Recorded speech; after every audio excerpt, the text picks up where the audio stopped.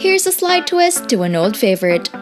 Chili powder gives these potatoes some zing. Learn how to make easy spicy roasted potatoes with this video, brought to you by recipes.net.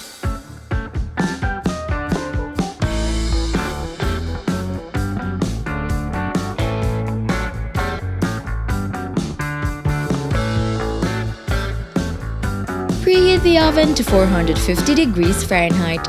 In a baking dish, add the red potatoes, white onions, garlic powder, kosher salt, chili powder, smoked paprika, and extra virgin olive oil. Toss to coat. Bake for 35 to 40 minutes until the potatoes are fork tender and slightly crispy. Stir every 10 minutes.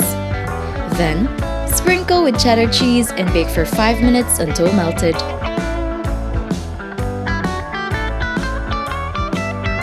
Garnish with chopped parsley before serving.